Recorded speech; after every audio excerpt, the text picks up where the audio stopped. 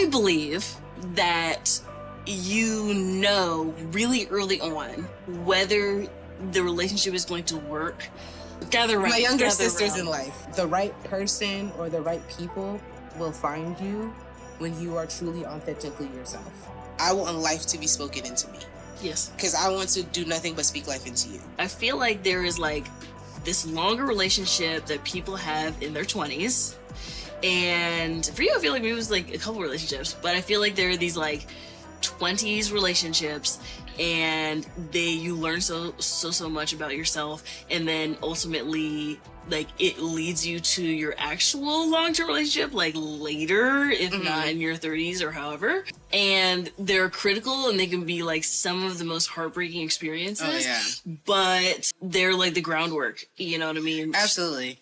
And I feel like at least in your 20s, like the best piece of advice I had gotten was, like, granted, take all of your relationships seriously. You'll never know what you can learn or learn about yourself, about other people through your relationships. Take them seriously. Yes. But when it comes to your romantic relationships, especially in your 20s, date as many different people as you can.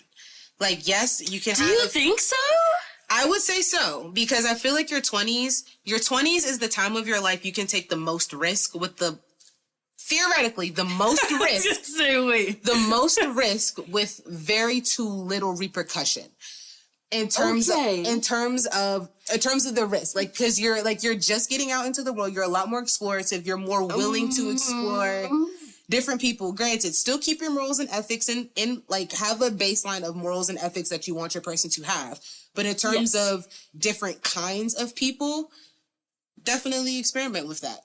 That's so interesting, because I feel like, I don't know, not that I knew like what I wanted in my early 20s. I wasn't really pressed about relationships. I was just living my life. Fair enough. But I felt like maybe like I would know when I got to it. Yeah. You know what I'm saying? How do you feel about this? And I'm going to ask you in the context of your relationship, your most recent relationship. Okay. I believe that you know really early on whether the relationship is going to work like for a lifetime, long term, or not. I believe that you know within weeks, within a couple months. Personally, that's my belief. Do you feel like there were red flags early on that you dismissed because you were just so in love? And now looking back, it's like, damn, like that was like the second month I knew the man. Like, you know what I mean? Bright red? I would say at least, I don't think so. Okay. I don't think so. At least in terms of, like, they didn't become red flags until they became consistent issues. At least to me. Wait. Hold on now. To me, at least. To me. Until they became consistent issues. But that means they started off as issues at relatively early. So considering the communication for us was so strong in the beginning and that it was deteriorating over time, that part, and it was also in combination with a very like nonchalant attitude, like a very kind of lax, kind of go with the flow. Oh yeah, we're just chilling, we're just hanging out. It is not even like we're just chilling. It was just like you knew what we were, and you you knew my intentions of what I'm working towards. Granted, I have no rush to get there. Wait, so what was the status of the relationship, let's say, after, like, a month? Oh, he made it official within, like, a month. Okay, so officially girlfriend, boyfriend. We went on, like, a date. We were still chatting for a couple of weeks. We had went home for, I want to say, like, I think it was, like, Thanksgiving or something like that. And I will say this is probably one of the most confident and sexiest things this man had ever freaking did. He was like, look, I'm coming back this day. And we had already discussed I'm picking him up from the airport, whatever. He was like, I'll be back in 2 weeks on this day. Think about what you want. I expect an answer when I get in your car, when I see you, when you pick me from the airport. And I was like, oh. What do I want? I was like, I like this. Okay. So the fact that you were very forthcoming and very insistent on having me and pursuing me, and then when it came time to have the conversation of discussing a possible forever, it's a very much, even though I know he had his own hesitations about marriage and things like that, long-term commitment, but as I said, I wasn't in the rush to get there.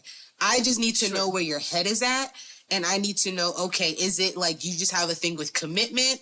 Is it like there's personal things that you need to work on? Is it just your idea or the concept of marriage that you've had that needs to be worked on? Like those type of questions were the ones I was trying to ask. And I wasn't getting any answers. Like not getting any answers or not getting the answers that you not really needed? Yes, to both questions. Okay. So you were looking for like long-term commitment and he was unsure of what he wanted. He was sure of the commitment of like the long-term commitment part, but didn't want to put a label on it. Didn't want to put the marriage label. Yes. On it. Yes. Okay. And how do you think that like his, because people have different thoughts about marriage. I'm, pretty traditional with it. Because I feel like that was like a, point of contention. How do you feel like that hindered the relationship? Like from that point, do you feel like that was like, that kind of just became a underlying issue, like moving forward? From the initial point that we had brought it up and we were talking about it a little bit more consistently, I would say, yeah, it was very much loosely quoting here that he's like, marriage is more so for the woman. The man doesn't really get anything out of it. He doesn't really see a point. Granted, he also has divorced parents as well. So I can understand like his hesitations and perspective on that. So I totally understand. Granted, my parents were never married. So I have an entirely different viewpoint on it. Granted, I had an example of a healthy marriage that I could see from my cousins, and that's what I wanted. I wanted the partnership. I wanted to not only see my person like as my husband, but as my teammate. Yes. And seeing how my cousins would go through and function through life, even having 3 kids together, managing multiple businesses, like how they are completely like leaning on each other, like interdependently. That is what I want. Yes, absolutely. I need to meet these cousins. Right. It's difficult to want that and try to set myself up for it when the person I want to do it with is like, I'll give you everything but that. But for me, it's like, I'm not giving you everything until I get that. Okay, yeah. Yeah. Okay. Gosh, I honestly don't even know how I would have handled it myself as far as like, because marriage, I didn't always want to be married, but that's like, back in like high school type. I take that back. I've been in situations where, I wanted more and they wanted less, or vice versa. And it is kind of like a unresolvable issue. Yeah. You know what I mean? Like this just a different wavelength. And I can't make you want it either. Like, no, you can't. And I can't make you'll drive yourself crazy. You'll drive yourself crazy. And that was also something I had to realize. Like, if that's not something he wants, I now had to have the internal conversation with myself of, is that something I'm willing to give up? Or is that something I'm willing to not have in this life forever for this one person? Because I want this person. Yeah. And it's kind of interesting for... Wait, what was the answer? I still haven't come to that answer yet. Okay. I also feel like, hear me out, the person you're supposed to be with, like those kind of baseline issues, I don't know, I don't think that they should be issues. I don't think they should be there. And he's the second person I've dated that I was very heavily, seriously considering and wanting marriage with. And, okay, was the first person interested in marriage? Yes. Oh, okay. So it's not like an ongoing thing. No. It was like, he was fully prepared for it. I just moved down here. So it just... Okay, yeah. Yeah. Okay, so I have like, maybe just like 1 or 2 like wrap questions. Having learned everything you've learned in your most recent relationship, I'll even say in your longest relationship, moving forward, what will you never accept ever again? What will I never accept again? That's a good question. Because I have several things that I will never ever. Another day, for another second, for another moment. For me, and it's crazy enough, it's not even from like a committed relationship. It's with someone I'm dealing like currently with. I expect my partner to speak nothing but life into me. Nothing but life. Yes. Granted, I'm a jokester. I'll make fun of you. I love you. I will make fun of you. Most of the conversations that come about, I want life to be spoken into me. Yes. Because I want to do nothing but speak life into you. I would say fairness. Fairness. And what I mean by that is fairness when it comes to holding space for another person. Like, knowing that, yeah, you're going through, and this is a lesson I've had to teach myself, especially when dealing with, like, my previous relationship and even other relationships. Just, I have to learn to give space to, or hold space for another person. And holding space for, and being fair to their emotions as well as mine. Like, learning I don't have to sacrifice my emotional well-being for someone else's emotional comfort. No. Yes, that is an excellent lesson. That is an excellent lesson. Okay, so you said originally that you were just generally off the market right now. Not, like, necessarily looking to date. Like, not new people, no. No. Okay.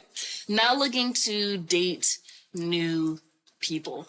Do you have any advice for, I'll say, like, early 20-somethings getting into the dating world and or young Katie? Oh, can I do both?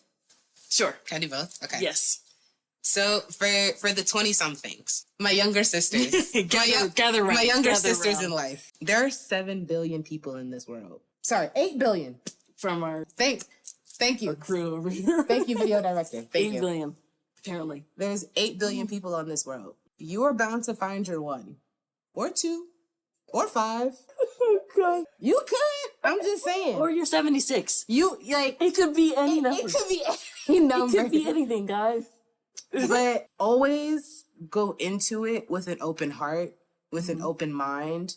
Go in curious and go in, like, humble and like, don't, like, not say don't ask for too much. If you're asking for too much and someone says you're too much, find someone else. Yeah, immediately no. Find someone else. Because someone's too much is someone else's light work. And for young Katie, she's so sweet.